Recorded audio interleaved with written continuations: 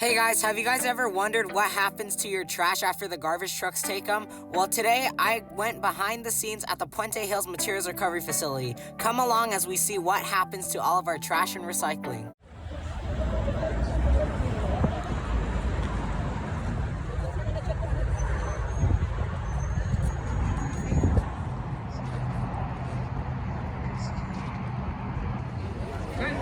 Puente Hills.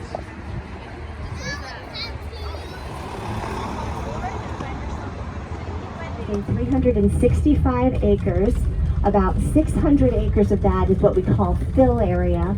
The rest of it is a buffer area. But as we're getting in here, it was once the largest landfill in the United States, and it was a model of 4 or 5. And the really neat thing about the Puente Hills Materials Recovery Facility is it's a green building. So then the obvious question is, what does that mean? Does it mean that we painted it green? And we did paint it green, but that's not what it means.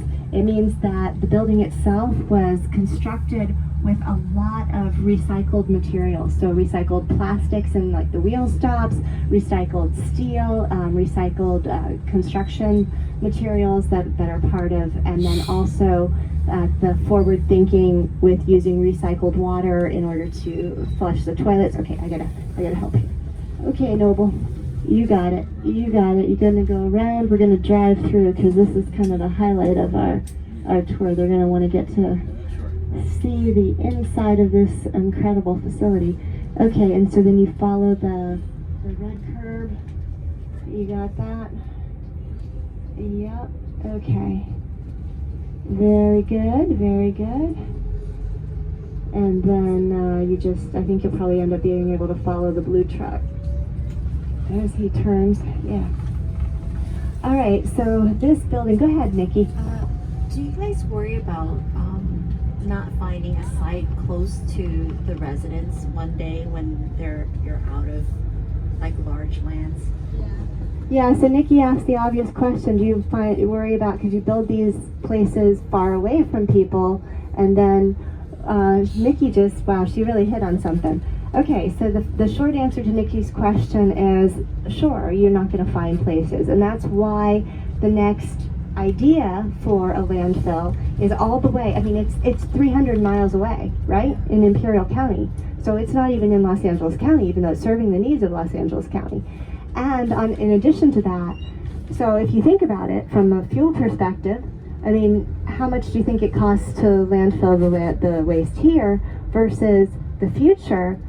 Taking it's going to come into the materials recovery facility. Hopefully, we'll be able to recycle quite a bit of it, but then there's always going to be a residual. That residual then will go onto a train, right? So because of traffic impacts and other reasons, that we have a dedicated, and you can see that down below here, there's a dedicated tunnel under the roadway so that we don't drive trucks on the roadway to reduce those impacts. And so then we also have enough space for a full mile of rail cars. So there's across the street from us, you'll see like FedEx. That's our property that was purchased for that waste by rail system that would happen in the future. So right now there's still existing capacity in some of the local landfills. So for now, the residuals, what we can't recycle, goes to local landfills. But once they fill up, it's going to cost like 4 times as much when you put together both the cost of the infrastructure and then also the cost of the fuel to move that. And then what you have is you have a train full of trash going, 300 miles a day, like a trash train. Yeah, so that may be our future, but maybe we'll get innovative, maybe we'll get clever and we'll think of a better way. But that's already in place because it's a legal requirement to have that plan in place and to have the ability to handle our waste.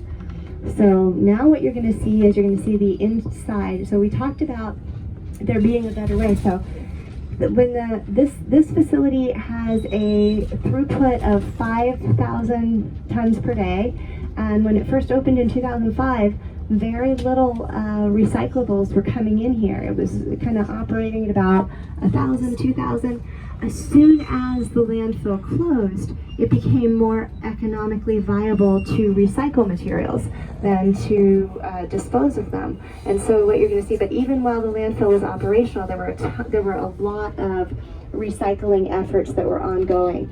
So what you're seeing now is you're seeing recoverable commodities. So these are your blue bin materials. They come here. There is a state-of-the-art. It's operated by our partner Athens. It can handle, I want to say it can sort 50 tons per day of recyclable commodities. And so what it does is it has scintillation gamma counters. It has AI. It's incredible. What happens then is the blue bin material goes. There are magnets that are involved. The blue bin material goes into that automated sorting line, and then it gets sorted into the individual commodities. And so what happens here in Los Angeles is these commodities, so we are kind of the universal consumer, so ships come in, and then these commodities, generally they get sold on the open market, and they typically go back on the ships to countries that are more heavy into manufacturing. So we take the products, and a lot of times we send the recyclable materials overseas to Indonesia, to India, and to other places that, oh gosh, I gotta talk about this, I'm so sorry. So in addition to recycling commodities, we can recycle organic waste, and that's what you're looking at right here. So if you take organic waste and you put it in a landfill, it generates methane, and we already talked about the potential for fugitive emissions. So because as an agency we handle both wastewater and solid waste, we can take food waste, slurry it up. So how many of you like Italian sports cars? You're looking at my Italian sports car. It's a Dota machine. I know we bought it in Italy, but anyway, it's a Dota machine. What it does is it takes all of that food waste, all of that debris. Here in Los Angeles County, we generate 4,000 tons per day of food waste, so there's a lot of potential there. We can slurry this up, and then you say to yourself, what do you do with it then? You put it in anaerobic digesters, which we have at our Carson facility, at the Warren facility, and then it quadruples the amount of biogas we produce. So we already talked about landfill gas being a potential source of energy, biogases as well. So we can take food waste that would have just gone into a landfill, divert it into those digesters, quadruple the amount of energy that we produce. But then the question comes to you, you say, well, you already said you're energy self-sufficient, so what are you going to do with all this extra gas? The technology now exists. We used to have all kinds of issues with siloxanes. I did a ton of research on it. It was a nightmare. But anyway, with fouling and with not being able to really clean it up to a fuel-grade source, a supply, but we can now. The technology, and with chillers, it exists. So we can take that, and if you go to our Warren facility, you can fuel your car, if you have a CNG vehicle, with waste that would have gone to a landfill. So it's unfortunately a renewable source of fuel, because the higher purpose is to, if it's still edible, to divert that waste, and that's part of the regulations. The first order would be to divert it to a people in need, to food banks and so forth, but there will always be a certain amount that has spoiled and is no longer edible, and so we can use that as a source of fuel for our region. So you guys have had a very brief tour, and there's a lot more that I'd love to tell you about, but it's exciting and very dynamic to manage solid waste and to see waste as something that could be productive for the communities that we serve.